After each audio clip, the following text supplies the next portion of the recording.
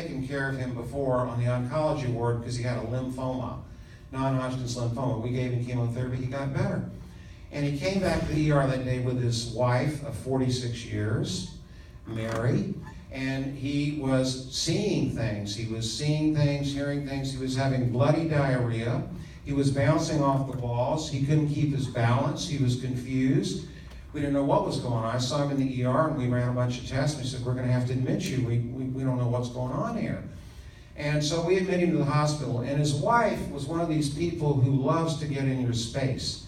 She comes right up to you like this. She goes, you have to do something. I love him so much. We've been married for 46 years. You have to do something, doctor. So we're going to do everything we can. We're going to try to figure this out. We don't know what's going on. We run all the tests. We can't figure this out. He's getting worse. He's getting sicker. We have no idea what's going on. She's so attentive to him that she spends 18 hours a day at the bedside. She makes cookies for all the nurses. Nurses love her. She's there, oh, they're so dedicated. It's just a wonderful thing. She makes special health cookies for him that she makes him eat every day to try to keep his strength up, but he keeps deteriorating. And so we call in specialists, and because this guy is such a celebrity and so famous, we actually get people like Johns Hopkins and people like that coming in, Walter Reed, flying in to help us with the diagnosis. We present him at Grand Rounds at the University of San Francisco Medical Center. No one knows what's wrong with him. CT scans, blood tests, everything is negative, but he is getting worse. In the bed next to him is an overweight gentleman who has diabetes in the next bed, sharing the room. The man who has diabetes gets bloody diarrhea, bouncing off the walls, confusion, doesn't know what's going on. Oh my God, this is probably a contagious disease. Oh my God. And then my intern who's been making rounds with me, Dr. Bimbo, not the brightest intern in the world, but showed up at work usually. Dr. Bimbo gets bloody diarrhea, bouncing off the walls, can't keep it, doesn't know what's going on. They make everybody isolated because this is a contagious disease, obviously. They call the CDC, they send people in literally with spacesuits to culture everything and find out what's going on. We have to save this guy's life. Absolutely nothing comes up. The people that are isolated, the fat guy with diabetes and Dr. Bimbo, get better.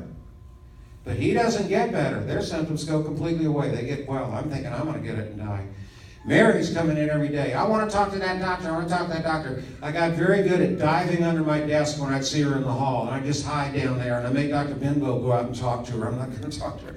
Because when you're a doctor and you don't know the diagnosis, the patient's getting worse, it's a pretty helpless feeling. So what happens, lo and behold, I have to go in and tell him that we have nothing else to offer him. He's going to have to go home and die. And so I have to go in and do it. And he likes me, and I go in and I'm holding his hand. And I have a Virginia Military Institute ring here, and he's a West Point graduate. And I'm holding his hands, and I said, you know, your ring's a lot like my ring. And he's looking and, oh yeah, your ring's like mine too.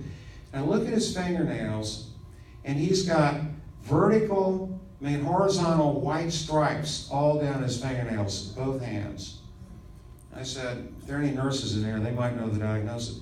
I said, oh my God, well, how long have you had that? Well, I had that a long time. We never noticed. I said, clip his fingernails and send them to the lab. And by the way, get those cookies his wife's been feeding him, and let's send those off to the lab too. He didn't have any hair on his head because of lymphoma, but you can test for toxins with nails. We send the nails off. We get the phone call back within an hour or two. It's that fast it can make this diagnosis. His nails have what are called Bees lines. That's chronic arsenic poisoning.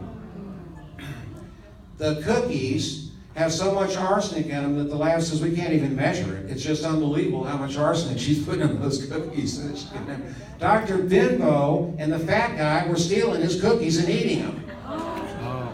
So I said, okay, we got this now. Let's call the DA. I go to the head of the hospital. I said, you know, she's trying to kill him. This is attempted homicide. We've got to bring in the police. We've got to do something. And so they call the DA. Meanwhile, Mary doesn't show up that morning. She's a little bit late. She called the nurses and said, you know, I'm coming in to see him and to see Colonel Bull and all this stuff. And one of the nurses says, well, you better not bring him any cookies, that's for sure. So the DA gets a search warrant to go out to her house to look for the arsenic. They've got the cookies, but she says those aren't the cookies she made for him. And when they get out to her house, there's no arsenic there whatsoever. A little bit in the greenhouse they use for plants or something. So there's nothing there. So I go into Colonel Bull and I said, Colonel, we figured this out. Mary's been giving you arsenic-laced cookies. And he says, well, you know, they're major.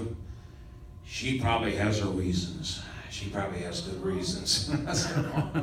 He says, I'm going to handle this. Let me handle this. And I said, okay, all right. So the DA says he can do nothing. They can't prove those were her cookies. There's nothing out there. They can't tie her to the crime. Nothing going on. So we eventually stop the cookie delivery. He gets better. He gets much better. He gets so much better he can walk now. His bloody diarrhea went away. He feels good. He's going to go home with her. We tell her and tell him as we're saying goodbye, we'll be seeing the Colonel back weekly, and we'll be testing him for arsenic. And, because someone was trying to poison him. We don't know who, but somebody was feeding him arsenic. So we're going to be keeping a careful eye on him every week.